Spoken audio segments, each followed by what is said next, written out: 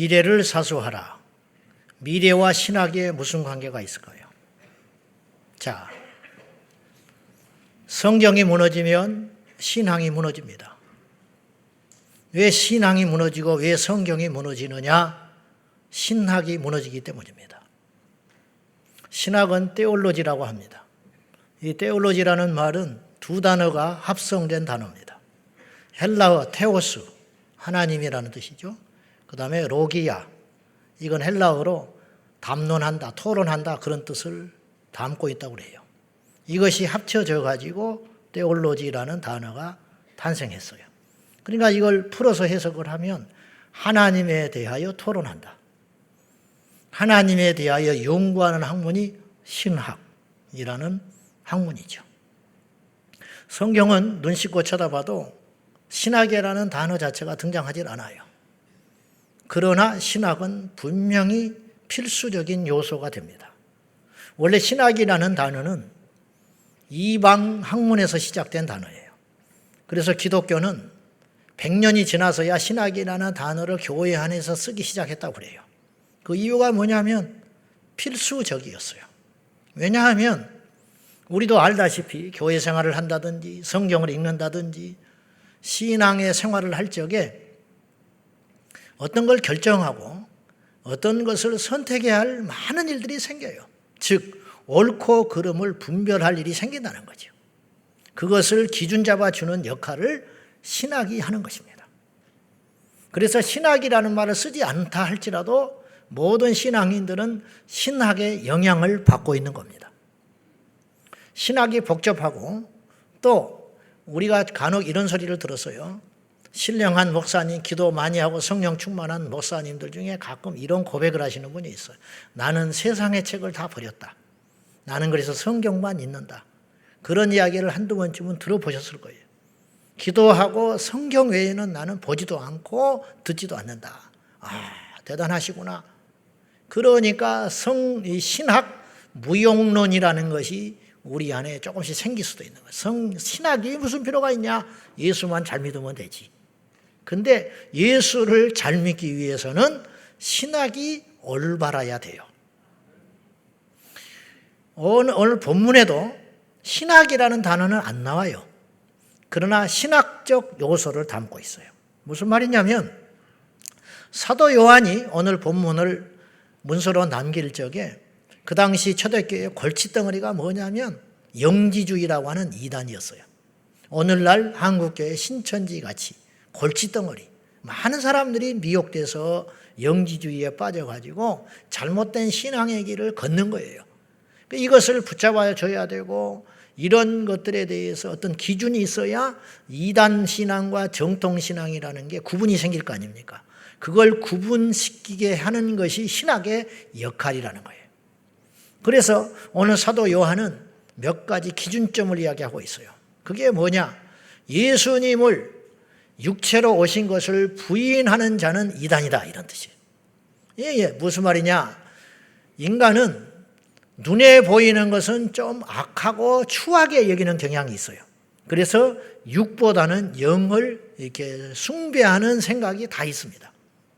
그래서 보이는 것은 조금 하등한 것이고 보이지 않는 정신세계는 좀 가치 있는 것으로 여기는 경향이 있어요.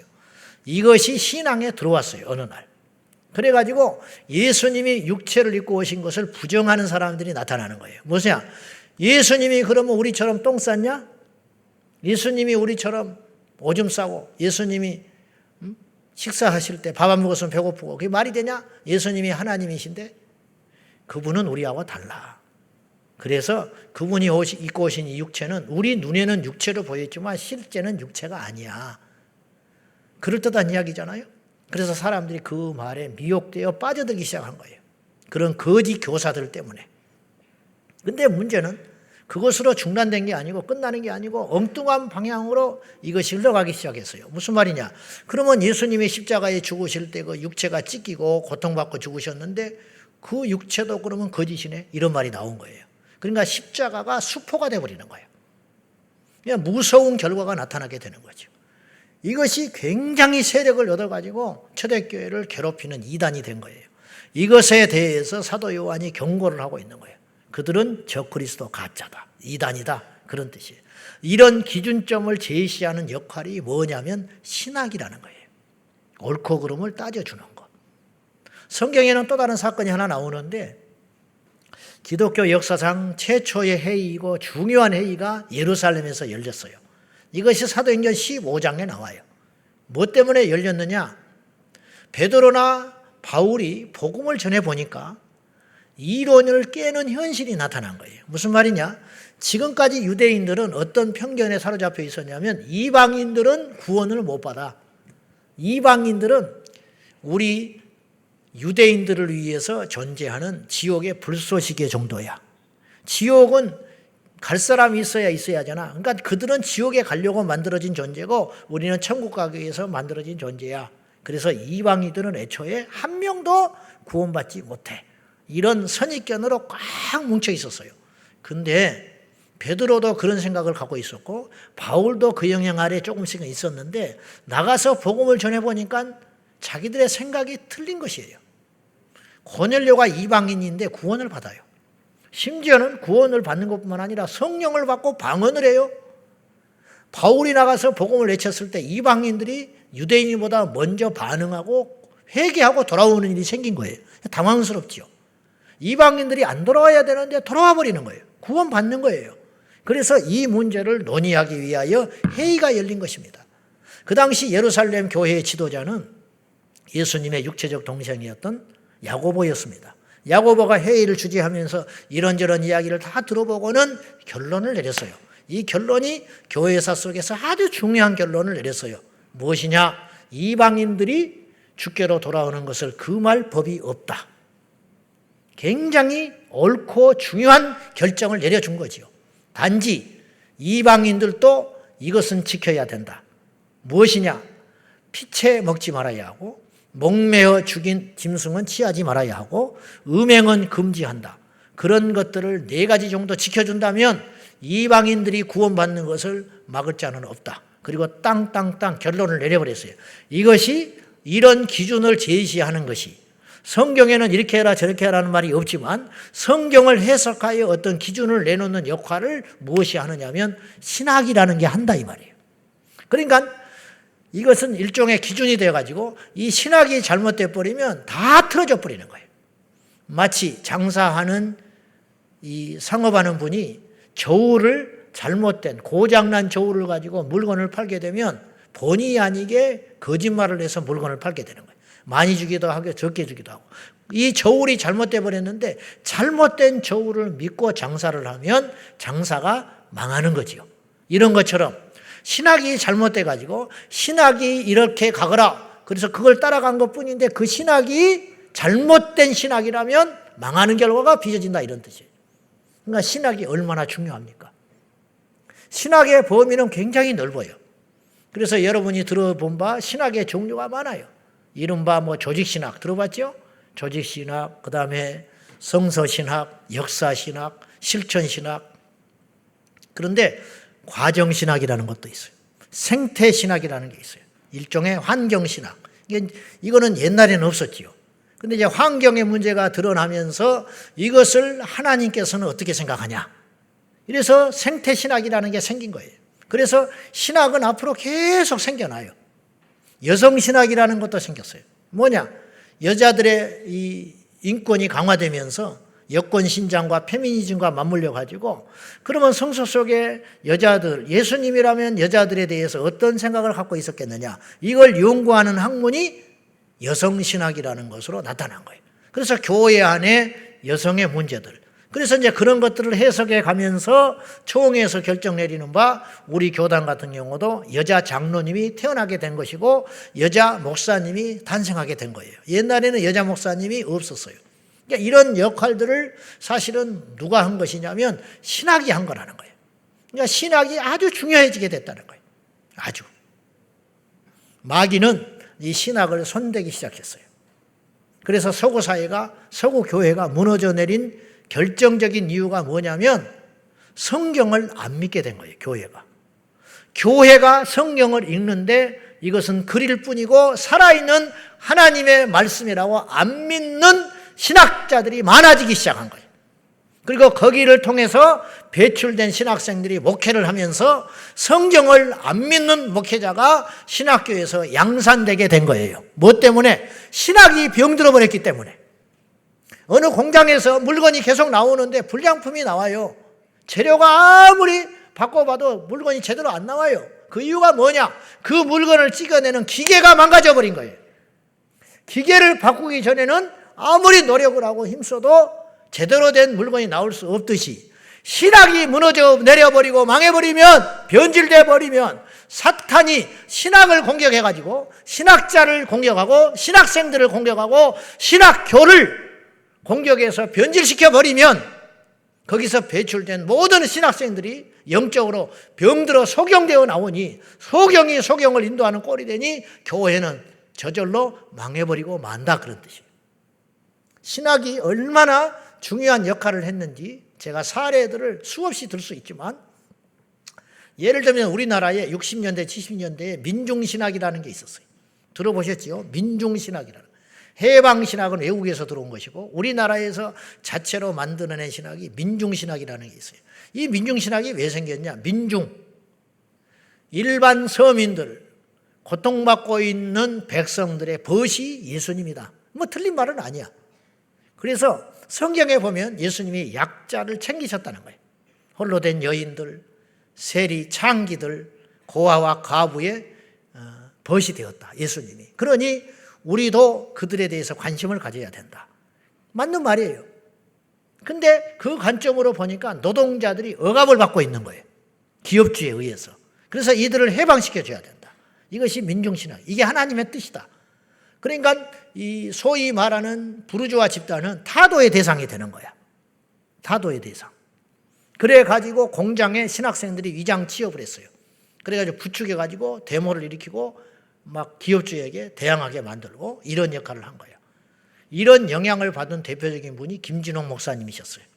그래서 그분이 젊은 날에 의기가 이게 충천해가지고 활빈교회를 세웠어요. 그래가지고 넉마주의들의 벗이 된 거야. 교회 이름도 활빈교회잖아요. 왜 활빈교회냐? 홍길동이 활빈당 만들었잖아.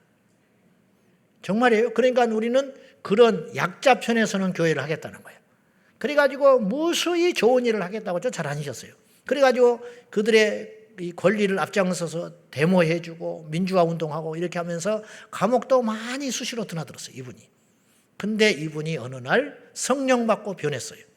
성령 없이 목회를 하면서 이분이 좌절하고 실패를 맛봤어요. 왜 실패를 맛봤냐? 이분은 가난의 문제를 해결해 주면 된다고 생각했어요. 그래서 가난한 사람 쌀 갖다 주고 병든 사람 치료해 주고 고쳐줬어요. 근데 문제는 가난한 자에게 쌀을 갖다 주니까 더 요구해요. 배가 부르니까 죄를 져요. 병원에 가서 치료를 해주니까 치료받고 나와서 죄를 짓기 시작하는 거예요. 그래서 이분이 번아웃 돼버려요. 이걸로는 안 되는구나. 결국 인간의 근본적인 문제는 죄에 있구나. 그래서 십자가로 나가게 되는 거예요. 그리고 이제 이분이 바뀐 거죠. 무슨 말씀을 드리려고 하는 것이냐면, 그로 인하여 신학교에 와서 민중신학에, 해방신학에 물들어가지고 하나님의 복음과 떠나버린 신학생들이 셀 수 없이 많고, 그로 인하여 복음과 멀어진, 예수님이 로마에서 압제당하는 이스라엘을 구원하러 오신 게 아니에요. 육체적 구원을 이루러 오신 게 아니고 해방시키러 오신 분이 아니라 죄에서 해방시키러 오신 분이라는 거예요. 근데 이제 이게 이 역할을 신학이 잘못한 거죠. 이런 폐해들이 셀 수 없이 많아요. 그러니까 신학이 얼마나 중요하냐 이런 말이에요. 제가 드리는 말씀은. 서구의 교회들이, 특별히 구라파, 영국, 프랑스, 독일 등등 쟁쟁한 나라들이 포괄적 차별금지법을 통과시키고 동성애 합법화를 하는데도 불구하고 교회들이 침묵했던 이유는 신학이 병들었기 때문이에요. 동성애가 죄가 아니라고 생각했기 때문에 나서지 않은 거예요. 동성애가 죄가 아니라고 기준을 제시한 게 어떤 역할을 누가 했냐? 신학이 그 역할을 했다 이 말이에요. 신학이. 그러니까 그 신학에 물들어버린 서구 교회가 동성애와 포괄적 차별금지법에 대해서 강 건너 불러 여기고 약자를 오히려 보호해 준다는 명분으로 침묵하는 결과 독일 교회는 무너져 내리고 있고 영국 교회가 무너져 내리고 있고 미국 서구 교회들이 무너져 내리고 있다는 거죠. 물론 이유는 여러 가지가 있을 수 있으나 결정타는 나는 그것이라고 봐요. 거꾸로 한국교회가 이만큼 썩었니 목회자가 타락했니 어찌니 해도 한국교회가 이만큼 버티고 있고 포괄적 차별형식국과 동성애를 막아서는 데 있어서 한 목소리를 내는 이유는 무엇이냐? 신학이 그나마 잘 돼 있기 때문이에요.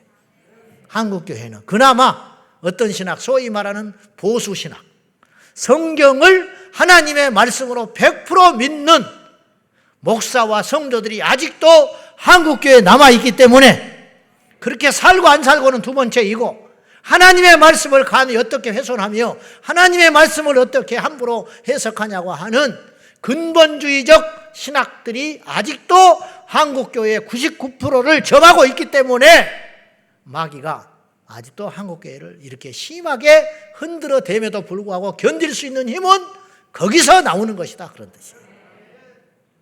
그건 이렇게 중요한 거예요. 이렇게.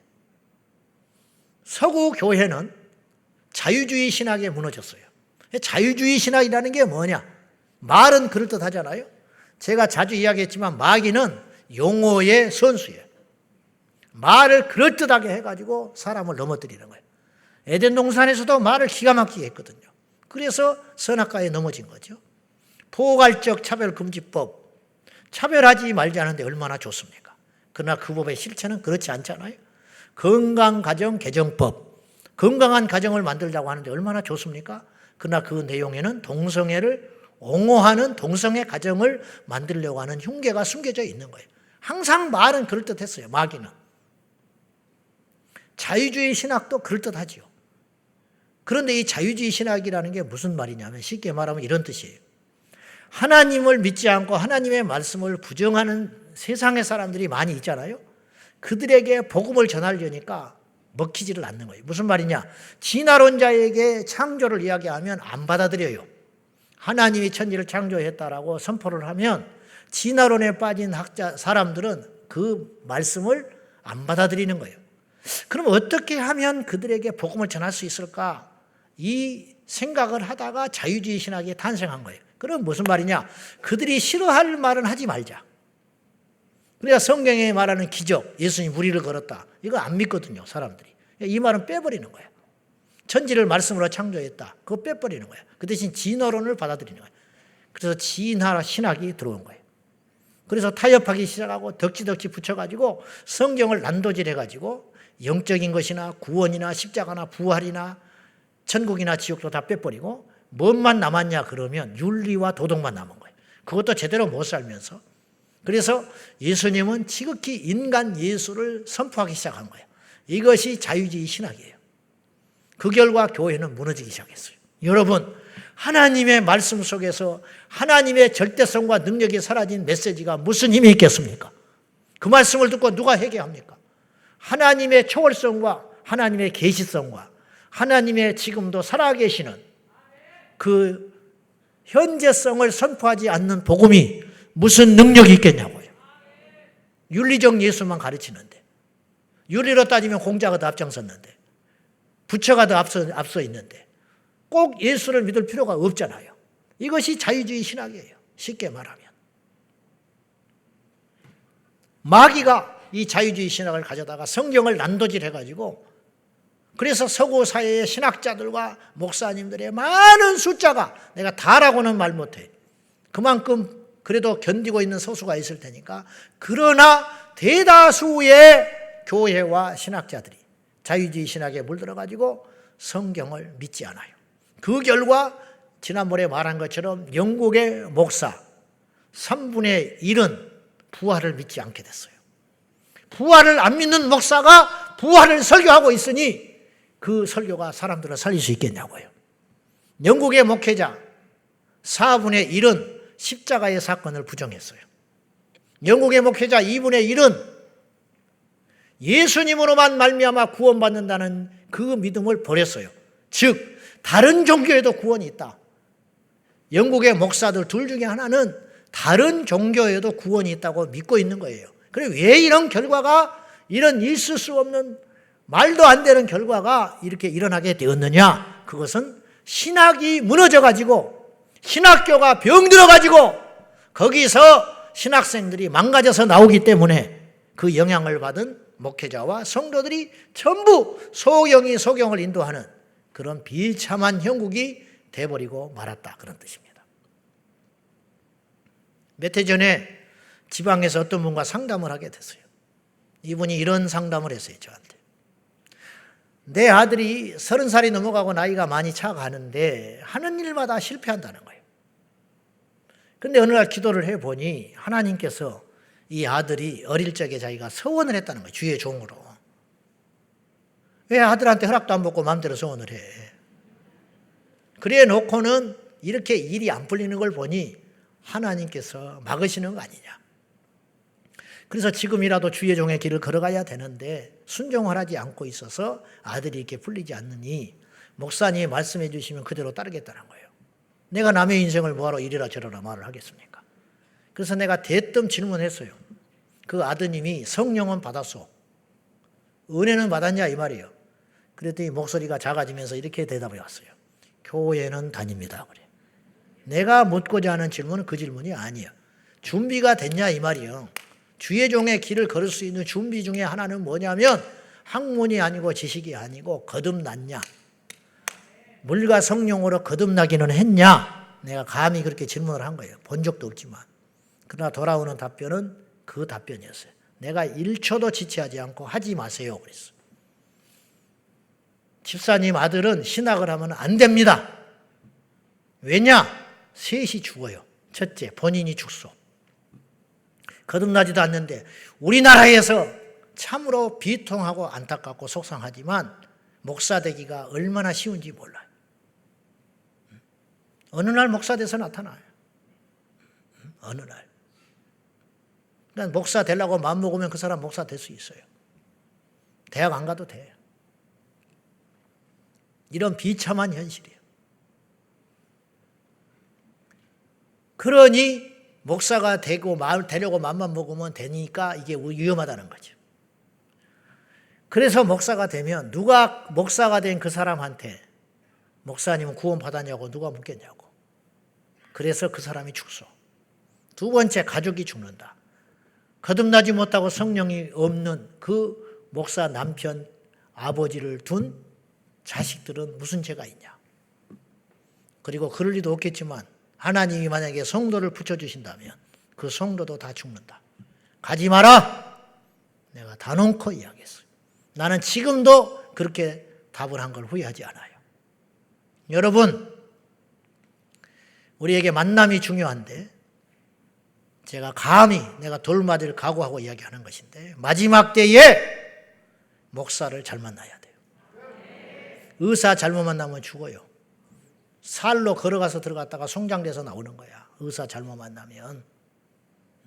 근데 그 의사가 자격증이 없는 의사가 아니에요. 무슨 말인지 아세요? 멀쩡한 대학을 나왔고 의사 자격증이 있지만 사람을 죽일 수가 있어요. 멀쩡한 신학을 했지만 영혼을 죽이는 목사가 있을 수 있어요. 그건 다 별개의 문제라는 거예요. 그것을 분별하는 그것에 대한 책임은 여러분이 지는 거예요. 여러분이. 감히 말합니다. 여기서 자유주의 신학의 가장 핵심은 성경은 하나님의 말씀이 아니고 인간의 산물이라는 주장이죠.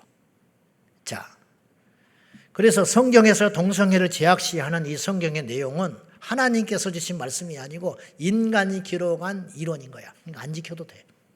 이들의 주장이에요. 제가 지금부터 여러분에게 아주 불편한 이야기를 좀 할 거예요. 힘드셔도 드려야 돼요. 말세에 사는 우리들이 우리 신앙을 지켜내기 위해서 이 불편한 이야기를 들어야 돼요.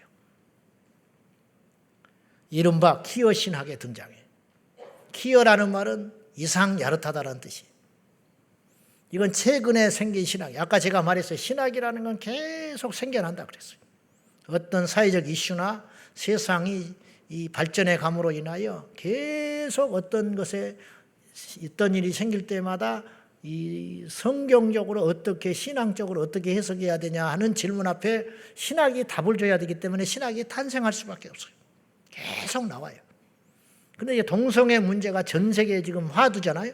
그러니까 이것에 대해서 성경적으로 답을 줘야 되는 거예요. 그래서 만들어진 것인데 이것이 퀴어 신학이라는 거예요. 아주 잘못된 마귀 신학이 나온 거예요. 지금부터 여러분이 조금 불편하지만 들으셔야 돼요. 이 퀴어 신학에서 주장하는 몇 가지 주장이 있어요. 제가 지금 사례를 이야기하는 건 뭐냐면 이만큼 신학이 병들면 무섭다 그런 뜻이에요. 예수님을 퀴어 신학자들은 게이라고 이야기를 해요. 왜 예수님이 게이냐? 예수님은 남녀 간의 정상적 결합에서 나온 존재가 아니고 동정녀의 몸에서만 태어난 분이에요. 그건 맞아요. 그래서 DNA가 우리가 다르다는 거예요. 그래서 이른바 자웅동체라는 게 있어요. 자웅동체. 어떤 생명체가 생식기가 암컷과 수컷의 생식기를 동시에 갖고 있는 존재를 자웅동체라고 그래요. 예수님은 남자도 아니고 여자도 아니라는 거예요. 예수님은 자웅동체, 즉 생식기를 동시에 갖고 있는 존재였다.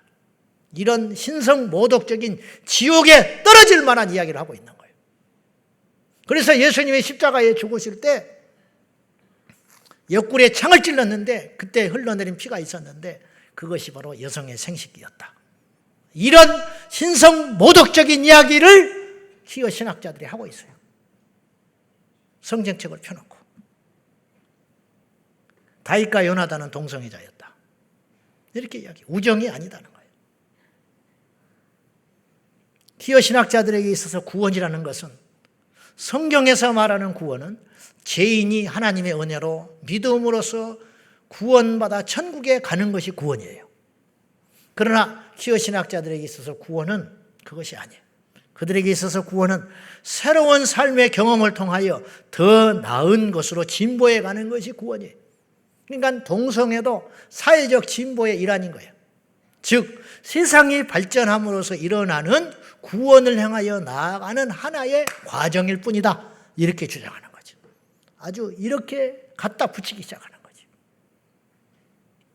부활이라고 하는 것은 이 썩어질 몸이 새로운 신령한 몸을 입는 것을 부활이라고 그래요.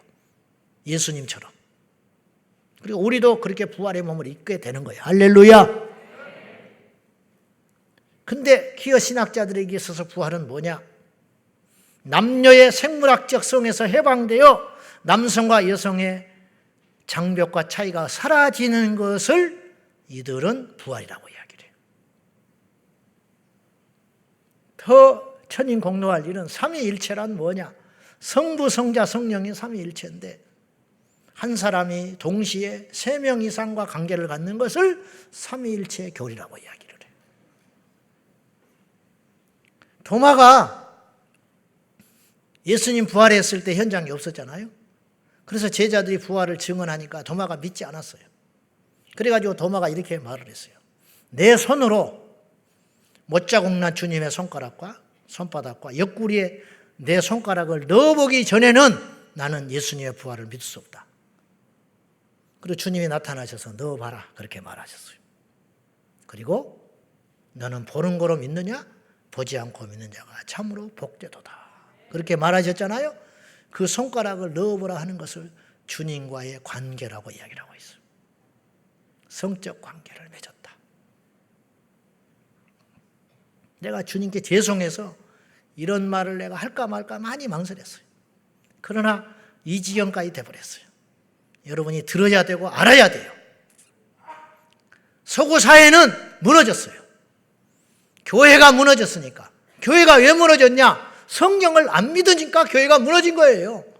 성경을 왜 이렇게 난도질하고 안 믿게 됐냐? 신학 때문에 그렇게 된 거라는 거예요. 신학 때문에. 근데 한국에 신학이 무너져 내리고 있어요. 감히 말하는데.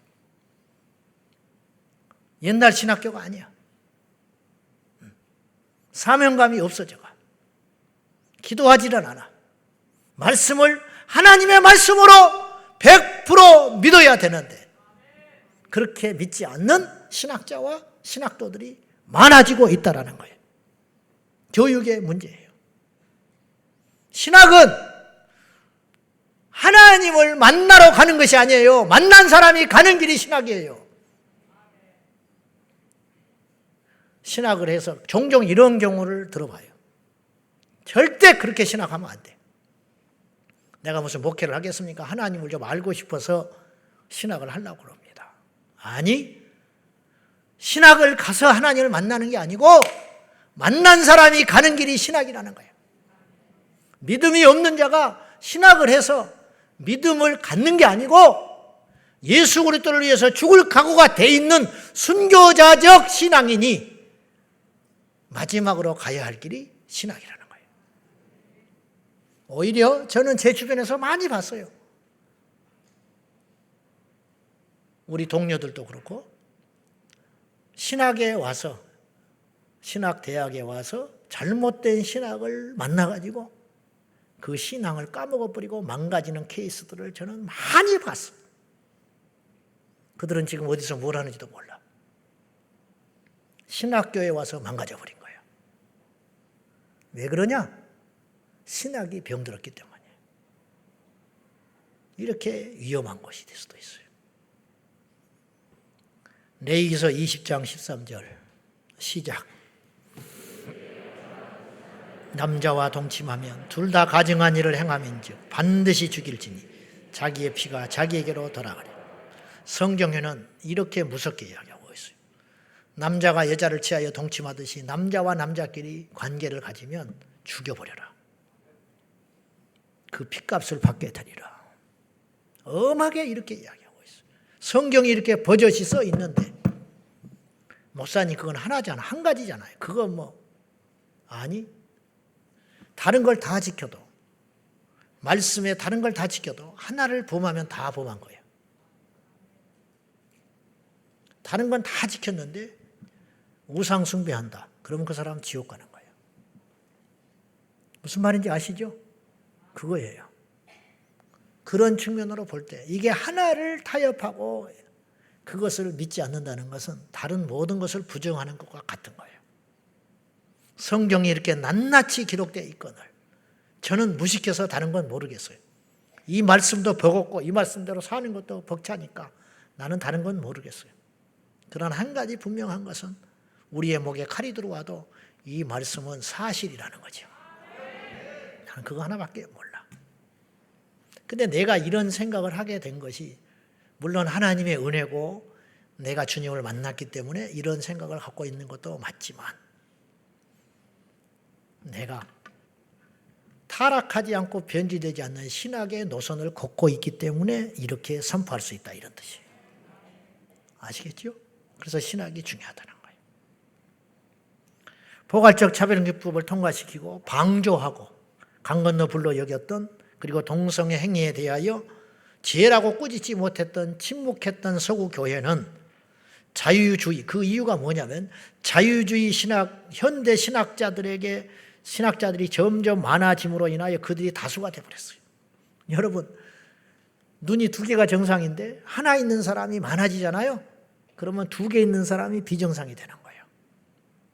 지금 한국 교회의 상황은 누가 성경 공부를 하다가 노아의 방주가 사실이겠습니까? 그냥 써놓은 이야기지. 그렇게 이야기하면 다른 성경 공부한 사람이 막 때려 죽이듯이 쳐다본다고.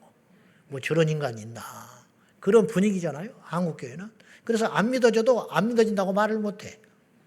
주눅 들어가지고. 나는 이게 좋다고 봐.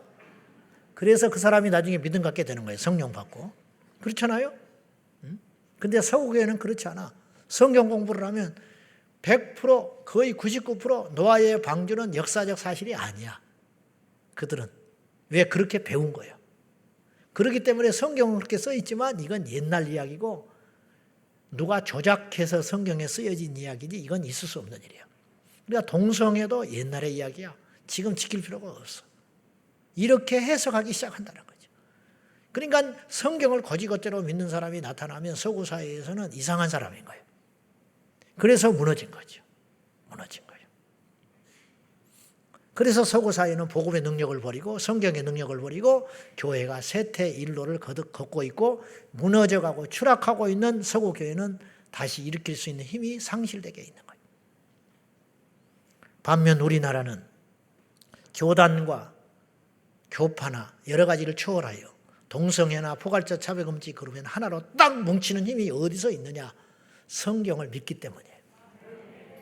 성경을 믿는 아까도 말했다시피 근본적인 보수 신학이 아직도 한국교회에 꽉 자리 잡고 있기 때문에 이것은 하나님의 은혜 중에 은혜라고 할 수 있어요. 만약에 우리 한국교회가 60년대 70년대 그들이 치열하게 싸워내서 이 보수 신학을 지켜내지 않았다면, 자유주의 신학을 받아들였다면 오늘 저는 어떻게 됐을지 몰라요. 이게 하나님의 은혜라는 거예요. 저는 마지막 때에 하나님께서 한국교회를 이렇게 하신 이유가 뭔가를 하시기 위한 것이라고 나는 생각해요. 이 신학으로 한국교회를 보호해 주신 거예요. 근데 마귀가 이것을 공격하기 시작했다는 거죠. 그래서 여기서 타협하고 무너져 내리면 우리 미래 사회는 없어진다는 뜻이에요. 우리나라 교회는 이러쿵저러쿵 말이 많지만 그래도 하나님의 은혜와 마지막 때의 사명을 위하여 성경을 부정하고 동성애를 옹호하는 자유주의 퀴어 신학을 부정하는 교회와 신학자가 아직도 건재하기 때문에, 아직도 다수가 되기 때문에 감히 자유주의 신학자들이 함부로 말을 못하는 거예요. 그렇게 말을 했다가는 이단으로 그대로 낙인 찍어가지고 쫓아내버리기 때문에 한국교회를 그만큼 지켜낼 수 있는 힘이 거기에서 생겨났다, 그런 뜻입니다. 그래서 이미 포괄적 차별금지법과 동성애 합법화로 큰 순환의 길을 겪고 있고 영적으로 탈진해버린 서구의 소수 남아있는 깨어있는 성도들, 타협한 자들은 그런 고민조차도 없는 것이고, 깨어있는 소수의 피눈물 흘리고 있는 서구 교회에 숨겨진 성도들은, 깨어있는 성도들의 일부가 한국교회를 위해 기도하고 있고 주목하고 있고 걱정하고 있다, 이런 뜻이에요. 무엇이냐? 여러분들은 우리와 같은 전철을 밟지 말라고 지금도 우리를 위해서 염려하고 기도하고 있는 상황이라는 것을 알고 우리는 어떻게 해야 되느냐? 우리는 신학을 지켜야 한다는 거예요. 신학교를 지켜야 하고, 신학생들을 위해서 기도해야 하고, 신학 교수들을 위해서 기도하고, 우리가 후원하고 감시하고 중보하고 협조하면서 우리나라 한국교회의 교회들이 건강한 신학 위에 하나님을 올곧게 믿고 말씀을 말씀대로 믿는 이 근본적인 제대로 된 신학이 뿌리에 깊이 내려서 흔들리지 아니하도록, 그러면 다시 일어날 수 있지만 이것이 뽑혀져 버리고 이것이 무너지는 한 한국교회는 미래는 없다. 저는 감히 그렇게 생각해요.